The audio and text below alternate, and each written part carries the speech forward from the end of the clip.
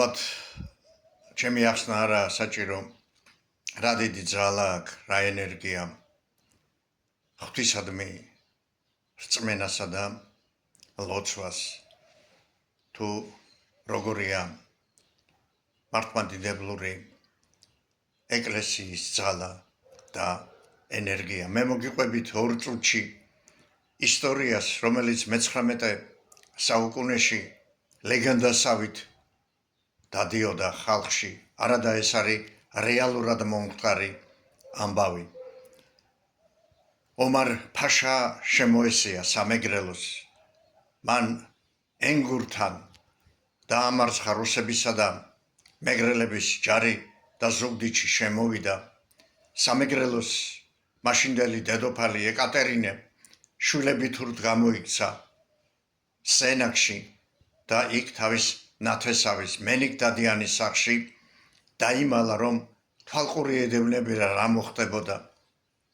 მაშინ სარდალმა ომერმა წერილი გაუგზავნა დედოფალს და სთხოვა, ნუ გეშინია დედოფალო, დაბრუნდით ზუგდიდში, ჩემი ხელმწიფე თქვენ არაფერს არ გერჩითო. მაგრამ შეეშინდა და ჭავჭავაძის ქალი არ დაბრუნდა შვილებით ურთ ზუგდიდში.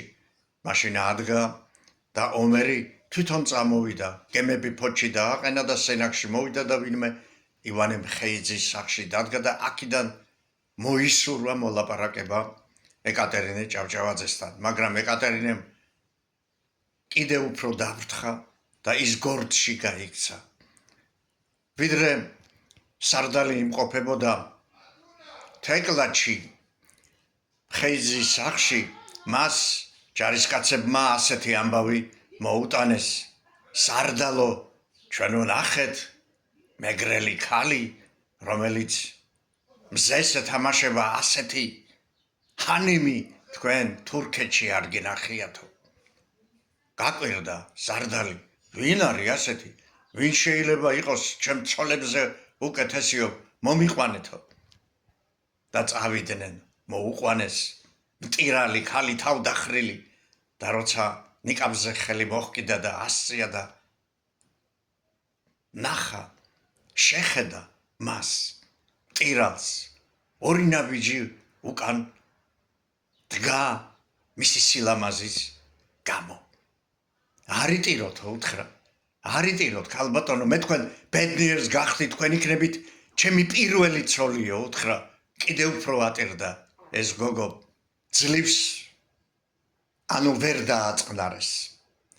თელმა სოფელმა გაიგო, რომ მუსულმანმა წაიყვანა ქართველი გოგო, წამოვიდა სოფელი, მათ შორის მამა მივიდა და ომერთან დაიჩოხა და უთხრა, ნუ წაიყვანთ ჩემ შვილს, თქვენ ურჯილოები ხართ, თუ წაიყვანთ ამას, იცოდეთ, სხვა ცეცხლი მოეკიდებაო. ომერმა გაიღიმა და თქვა, სხვა ბრძოლა და ცეცხლი ჩემი სტიქიაო, ზღვას როდის მოკიდებიაო, ან ცეცხლის როდის მეშინოდაო, მე ერთ-ერთი გამორჩეული გენერალი ვარო, უთხრა.